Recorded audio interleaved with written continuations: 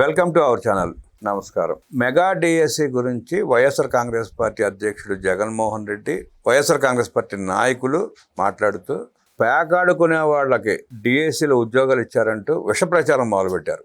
పేకాడుకునే వాళ్ళకి ఉద్యోగం ఇవ్వటం ఏంటి, బ్రిడ్జి అంటే ఏంటి, బ్రిడ్జిని స్పోర్ట్స్ కోటాలో ప్రవేశపెట్టింది ఎవరు తెలుసుకునే ప్రయత్నం చేద్దాం. విశ్లేషణ టైం అంతా పడుతున్నారు సీనియర్ జర్నలిస్ట్ డివి శ్రీనివాస్ గారు. వారిని అడిగి మరిన్ని విశేషాలు వేసుకుందాం. నమస్తే సార్. నమస్తే. మెగా డిఎస్సి నిర్వహించి 16,400 పోస్టులు కూటమి ప్రభుత్వం ఉపాధ్యాయ నియామకాలు చేపట్టి ఉద్యోగాలు ఇచ్చింది. ఉపాధ్యాయులు విద్యార్థులకు మెరుగైన బోధన చేస్తున్నారు, నడుస్తూ ఉంది. సంవత్సరం తర్వాత ఇవాళ వచ్చి దాంట్లో దారుణాలు జరిగినాయి, ఘోరాలు జరిగినాయి. బ్రిడ్జి పేకాటను పెట్టి పేకాడుకునే వాళ్ళకు కూడా ఉద్యోగాలు ఇచ్చారంటే నిన్న మొన్న మాట్లాడుతున్నారు సార్ వాళ్ళు వైఎస్ఆర్ కాంగ్రెస్ పార్టీ నాయకులు. సో బ్రిడ్జ్ అంటే ఏంటి, బ్రిడ్జిని ప్రవేశపెట్టింది ఎవరో, దాన్ని పేకాటగా చూస్తారా, ఎట్లా విశ్లేషిస్తారు సార్? అంటే ఏది పేకాటో ఏది ఇంటలెక్చువల్ గేమో వీళ్ళకి తెలియదా? అంటే తెలిసి కూడా ప్రజల్లో తప్పుదావ పట్టించడమా? ఇప్పుడు బ్రిడ్జ్ అంటే అదొక ఇంటలెక్చువల్ గేమ్, అదొక మేధో మదనానికి సంబంధించినటువంటి అంశం. అది చేర్చింది ఎవరు? కేంద్ర ప్రభుత్వం. ఆ రోజు కేంద్ర ప్రభుత్వం ఇచ్చినటువంటి గైడెన్స్ ప్రకారం ఒక 65 క్రీడాంశాలని చేర్చారు. ఆ 65 క్రీడాంశాల్లో ఈ రెండు ఉన్నాయి. అంటే మీరు టార్గెట్ చేయాల్సింది ఎవరిని? మోడీని టార్గెట్ చేయాలి. వాటిని పెట్టింది. ఇప్పుడు అతను అంటాడు సజ్జల రామకృష్ణారెడ్డి తాడాట ఆడే వాళ్ళకు ఉద్యోగాలు ఇచ్చారంటాడు. అది కూడా ఉంది అందులో.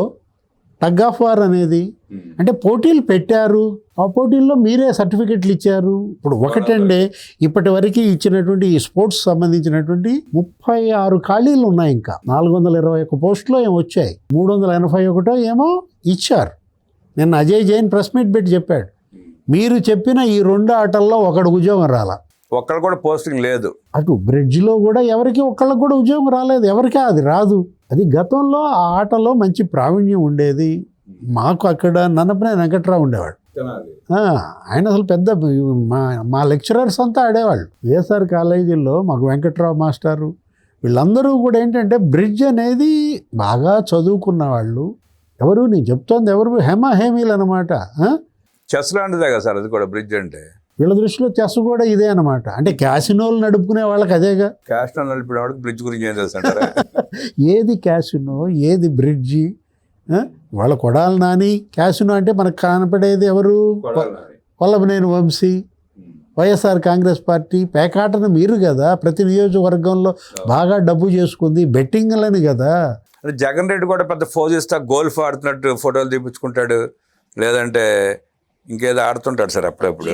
పబ్జి అంటే పబ్జి అనుకుని ఉంటారు సార్ వీళ్ళు. బ్రిడ్జ్ అంటే బ్రిడ్జికి పబ్జి ఒకటే అనుకుంటున్నారేమో. ఇక్కడ ఎందుకు మీరు డిఎస్సిని టార్గెట్ చేస్తున్నారు? లోకేష్ రాజీనామా ఎందుకు చేయాలి? లోకేష్ రాజీనామా చేయాలని చెప్పి ప్రతి ఒక్కరు డిమాండ్ చేస్తున్నాడు మెగా డిఎస్సి పెట్టినందుకు. అంటే 16,400 ఉద్యోగాలు ఇచ్చాడు కదా ప్రభుత్వ ఉద్యోగాలు, అందుకు రాజీనామా చేయాలి. This is not correct mister Jaganmohan Reddy. This is not fair. You are playing with the lives of 16,000 teachers, 16,000 families. Not only 16,000 families, you are playing with the lives of 3,36,000 families. వాళ్ళకి ఎంతో ఉజ్వల భవిష్యత్తు ఉంది. మళ్ళా డిఎస్సీలు ఉన్నాయి. రేపొద్దున 2వ డిఎస్సి 4,000 పోస్టులతో పెడుతున్నారు. ప్రతి సంవత్సరం డిఎస్సి పెడతారు. అది చంద్రబాబు ట్రాక్ రికార్డ్. ఆయన 15 ఏళ్ళు ముఖ్యమంత్రిగా 14 డిఎస్సీలు పెట్టాడు. ఎంతో ఉజ్వల భవిష్యత్తు ఉంది వీళ్ళకి. వీళ్ళ జీవితాలతో ఎందుకు ఆడుకుంటున్నాడు జగన్మోహన్ రెడ్డి? నువ్వెందుకు ఇవ్వలేదు జాబ్ క్యాలెండర్? ఒక్క పోస్ట్ కూడా ఇవ్వలేకపోయాడు. ఇప్పుడు వాళ్ళు 10,060 పోస్టులతో జాబ్ క్యాలెండర్ ఇచ్చారు. నువ్వు 5 ఏళ్లలో సాక్షి క్యాలెండర్లు 5 ఇచ్చావు కానీ ఒక్క జాబ్ క్యాలెండర్ ఇవ్వలేదని నిన్ను తిట్టింది నీ చెల్లె. అరే నాన్న మెగా డిఎస్సి పెట్టాడురా, నువ్వేంటి దగా డిఎస్సి చేసావని. పైగా అంటాడంటే మెగా డిఎస్సి నేనే ప్రకటించాను, దాన్ని వీళ్ళు ఇంప్లిమెంట్ చేశారంతే, ప్రారంభించింది నేనే అంటాడు. ఇప్పుడు ఇది కూడా అంటాడు బ్రిడ్జ్ నేనే పెట్టాను, మోడీ దాన్ని చేర్పించాడు. డిఎస్సి నువ్వు మొదలుపెట్టినప్పుడు 250 కేసులు ఎందుకు పెట్టించావు సమాధానం చెప్పడు. ఇప్పుడు స్పోర్ట్స్కు సంబంధించే కదా వీళ్ళు మాట్లాడుతోంది పొద్దాక కూడా. అసలు ఇచ్చేది సర్టిఫికెట్లు శాప ఎలా వేస్తుంది? శాప్ ఇవ్వదుగా. ఇచ్చేది సర్టిఫికెట్లు ప్రభుత్వమా, క్రీడా మంత్రిత్వ శాఖ? ఫెడరేషన్లు ఇస్తాయి, అసోసియేషన్లు ఇస్తాయి. నువ్వే 135 సర్టిఫికెట్లు ఇచ్చావు 5 ఏళ్లలో. ఇప్పుడు ఈ పోస్టుల్లో వచ్చిన 135 సర్టిఫికెట్లు జగన్ ప్రభుత్వం ఇచ్చింది. అంటే వీళ్ళు ఇచ్చిన తప్పుడు సర్టిఫికెట్లు అని చెప్పి ఇప్పుడు చెప్తున్నారా ఏంటి సార్ వీళ్ళు? అంటే వీళ్ళకి బాగా తెలుసు కాబట్టి ఒకళ్ళ దగ్గర డబ్బులు తీసుకుని ఇచ్చుంటారు అన్నాడు, ఇవాళ అదే పందా జరిగి ఉంటుంది అనుకుంటున్నారేమో. అంటే సదరం సర్టిఫికెట్లు అమ్ముకున్నట్టుగా వికలాంగుల పెన్షన్ కోసం. ఇప్పుడు ఇవి కూడా అమ్ముకున్నారా? అమ్మే ఉంటారు, అది గుర్తు తెచ్చుకుని ఇప్పుడు మాట్లాడుతున్నారు అనమాట. టీచర్ల బదిలీకి మీరు ఎటు ఒక్కొక్క బదిలీకి 5 లక్షలు వసూలు చేశారని కొత్త సత్యనారాయణ ఆ రోజు 1600 టీచర్లు. అంటే ఇప్పుడు కూడా ఈ డిఎస్సి నేను పెట్టుంటే 16,000 పోస్టులు నేను అపాయింట్ చేస్తుంటే 1600 కోట్లు వచ్చాయనా? అదే బాధ అనుకుంటు ఇప్పుడు వాళ్ళకి. అరే నువ్వు ఎందుకు పెట్టలేకపోయావు? ఇప్పుడు ఇక్కడ హారిజాంటల్ రిజర్వేషన్, ఎస్సీ కేటగిరైజేషన్, వీటన్నిటిని ఒకేసారి వీళ్ళు అమలు చేశారు. మొన్న కోన శశిధర్ చెప్పాడు మొత్తం అంతా కూడా వివరంగా కూడా. ఇప్పుడు హారిజాంటల్ రిజర్వేషన్ అటు దివ్యాంగులు, లేకపోతే ఇటు మహిళలు, లేకపోతే ఇప్పుడు ఈ క్రీడా సర్టిఫికేట్లు ఉన్నటువంటి వాళ్ళు.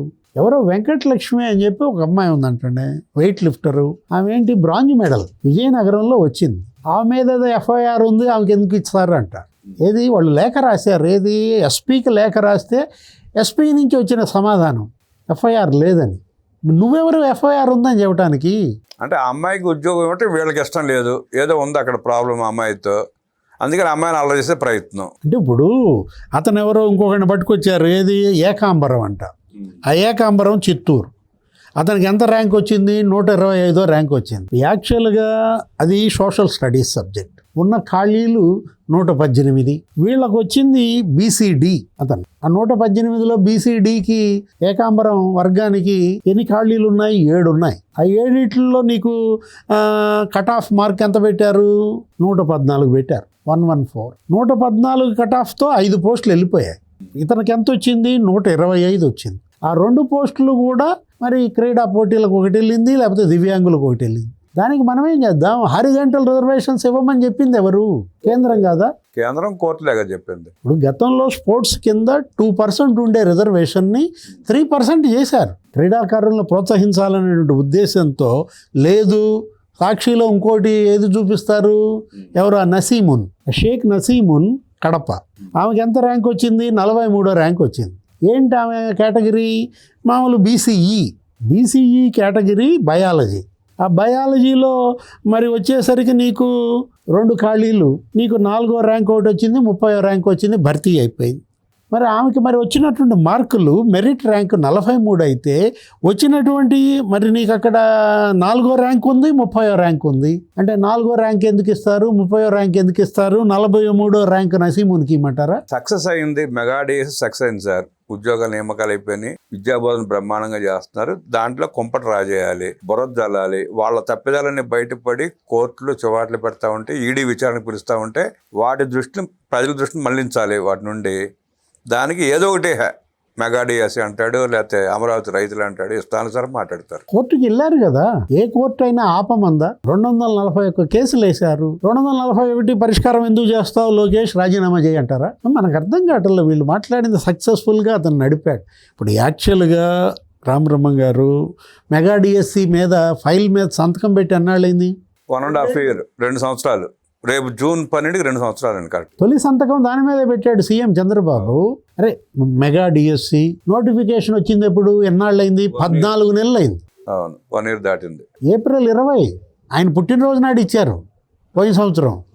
14 నెలలు అయింది. ఇప్పుడు పరీక్ష ఎప్పుడు పెట్టారు? పరీక్ష పెట్టి రేపు 6వ తారీఖు సంవత్సరం, జూన్ 6 నుంచి జూలై 6 దాకా 24 రోజులు పరీక్ష నిర్వహించారు. అరే 42,000 ప్రశ్నలు అండి. CBT, computer based test. ఏ ప్రశ్న ఎవరికి వచ్చుదో తెలియదు, పాస్వర్డ్లు మారిపోతాయి, రోజుకో పాస్వర్డ్ చేంజ్ అవుద్ది. అంటే అంత పకడ్బందీగా నిర్వహించినా వీళ్ళు ఇంకా దాని మీద కూడా బురదలే ప్రయత్నం చేస్తున్నారు. అరే రోబస్ట్ డిజాస్టర్ అసలు ఈ మామూలు ఇది ఇచ్చారా? అంటే వాళ్ళ cyber security, complete cyber security, లేకపోతే మరి పర్సనల్ సెక్యూరిటీ, సివియర్ సెక్యూరిటీ మధ్య నడిచాంది ఈ ప్రక్రియ. మొత్తం 148 రోజుల్లో కంప్లీట్ చేశారండి. అదే వీళ్ళైతే ఉద్యోగం 40 లక్షలు 30 లక్షలు అమ్మేసుకున్న వాళ్ళు అయిపోయేది, మాట్లాడేవాళ్ళు కాదే. నేను అనేది అదే, ఏది 16,000 పోస్టులు 1,600 కోట్లు వచ్చాయి నాకు, అయిపోయినాయి అని బాధ, ఏడుపు. ఇప్పుడు ఇవాళ బ్రహ్మాండంగా రేపు పొద్దున జాబ్ క్యాలెండర్ ఇచ్చారు. ప్రతి ఉగాదికి జాబ్ క్యాలెండర్ ఇస్తానంటున్నాడు. ఉద్యోగాల వెల్లువ, అటు కంపెనీలు వస్తున్నాయి. ప్రభుత్వ రంగంలోనే వీళ్ళు 60,000 ఉద్యోగాలు ఇచ్చారంట. లోకేష్ ఇచ్చేది ఉంది ఉగాదికి, మేము వేస్తున్నాం కదా సంవత్సరం జనవరి 1 క్యాలెండర్ అంటున్నాడు సార్ జగన్ రెడ్డి. సాక్షి క్యాలెండర్ ఇస్తున్నారంట. అది షర్మిలే తిట్టింది. నీకు అవకాశం ఇస్తే నువ్వేం చేశావు? నెత్తినకి పిండి కొట్టావు. నిరుద్యోగం పెంచేశావు, అన్ఎంప్లాయ్మెంట్ 30% చేశాడు. నిన్ను దించింది వాళ్ళే. యువతరం నీ మీద తిరుగుబాటు చేసింది. ఇప్పటికి కూడా నువ్వు ఇంకా పగబట్టి ఆ యువతరం మీద కక్ష సాధిద్దాం అనుకుంటే, పంతుల మీద పగబడితే, మీరు ఇందాక చెప్పారు ఏమని, ఫలితాలు కూడా సాధించారండి. అసలు ప్రభుత్వ బడులు ఇవాళ అసలు ఏంటి, నంబర్ 1 కార్పొరేట్ బడులతో పోటీ పడుతూ నో అడ్మిషన్ బోర్డులు పెడుతున్నారు. విద్యార్థులు సార్ మేము ప్రభుత్వ పాఠశాలకు వెళ్తామని చెప్పి గొడవ చేస్తున్నారండి ఇళ్ళ దగ్గర, ప్రైవేట్ స్కూల్స్ మాకు వద్దని. 10వ తరగతిలో 590 కన్నా ఎక్కువ వచ్చిన వాళ్ళు 200 మంది అంటండి. 595 కన్నా ఎక్కువ వచ్చిన వాళ్ళు 13 మంది అంట. మొత్తం అందరు ఫోటోలతో వేశారు యాడ్లు వేశారు. ఫస్ట్ టైం ప్రభుత్వ పాఠశాల విద్యార్థులు పేపర్లో యాడ్లు ఇప్పించుకున్న స్థితికి తీసుకొచ్చారు వాళ్ళు. దాంట్లో అసలు సీఎం ఫోటో లేదు, మంత్రి ఫోటో లేదు, లోకేష్ ఫోటో లేదు, చంద్రబాబు ఫోటో లేదు. అదే నువ్వు అయితే మొత్తం నిండిపోయే ఫోటోలతో. అంటే జగన్మోహన్ రెడ్డి, ఆదిమూలం సురేష్, బొత్స సత్యనారాయణ, ఒకసారి ప్రజలు ఆలోచించండి. పనికి మాలిన ఫోటోలు మొత్తం అక్కడే ఉండే. ఇప్పుడు చంద్రబాబు ముఖ్యమంత్రిగా, విద్యాశాఖ మంత్రిగా లోకేష్ ఏ విధంగా విద్యా సంస్కరణలు తెచ్చారు. టీచర్లకి 1వ తారీఖు కల్లా బ్రహ్మాండంగా జీతాలు, బాత్రూంలో ఫోటోలు తీయాల్సిన పని లేదు. జీవో 117 రద్దు చేశారు. 45 యాప్లు అప్లోడ్ చేయాల్సిన పని లేదు. గుండెపోట్లు రావు, సిమెంటు లేకపోతే స్టీల్ ఎత్తుపోయినా మీకు సంబంధం లేదు. ఇవాళ చక్కగా వాళ్ళు బోధన, వాళ్ళు టీచర్స్, ఒక్క ఉపాధ్యాయ సంఘం తిరగబడుతుందా? ఒక్క టీచర్ అన్న తప్పు పడుతున్నాడా? నువ్వేమో ఆ రోజు టీచర్లందరినీ స్టేషన్లో పెట్టావు. స్టేషన్లో పెట్టాడు, కనపడినాడు కొట్టించాడు, బ్రాందీ షాపుల దగ్గర కాపలా పెట్టుకున్నాడు. జగన్మోహన్ రెడ్డి ఏంటంటే ఇవాళ ఉనికి కోసం పోరాడుతున్నాడు. ఉనికి కోసం మాత్రమే. అతని ఉనికే ఇవాళ లేకుండా పోయిన పరిస్థితుల్లో అతను ఏంటంటే కేవలం ఐడెంటిటీ క్రైసిస్ ఉన్నప్పుడు ప్రజల పక్షాన్ని నిలబడి ప్రజల తరఫున పోరాడాలి, ఏదో ఒకటి కోరుకోవాలి. ఇప్పుడు కార్డులు కావాలి సార్, రేషన్ కార్డులో లేదంటే సంక్షేమ కార్యక్రమాలు, వాటి గురించి పోరాడాలి. ఊరు తిరిగి లేని వాళ్ళని తీసుకొచ్చి ఎంఆర్ఎఫ్ దగ్గర కూర్చుని ధర్నాలు చేయడం, పోరాడితే గుర్తింపు వస్తుంది. ఇట్లా పిచ్చిగా మాట్లాడుకుని అబద్ధాలు చెప్తే గుర్తింపు ఏం వస్తుంది సార్? అసెంబ్లీకి వెళ్ళాలి కదా.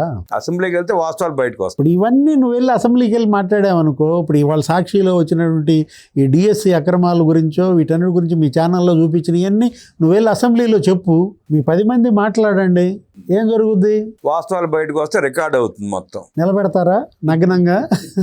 అదే భయం. నిలబెడతారు. 100 సంవత్సరాలు ఈ చరిత్ర నిలిచిపోతుంది రికార్డు రూపంలో. నిన్ను చొక్కా ప్యాంట్ ఎప్పదీసి నిలబెడతారన్న భయంతోనే ఇవాళ నువ్వు అసలు పారిపోతున్నావు. మెగా డిఎస్ గురించి, జగన్మోహన్ రెడ్డి పార్టీ వ్యవహరిస్తున్న తీరు గురించి, ఉద్యోగాల నియామకాల గురించి పకడ్బందీగా ఎలా జరిగినాయో అనేక విషయాలు మనకు తెలియజేసిన డివి శ్రీనివాస్ గారికి ధన్యవాదాలు తెలియజేస్తూ నమస్కారం.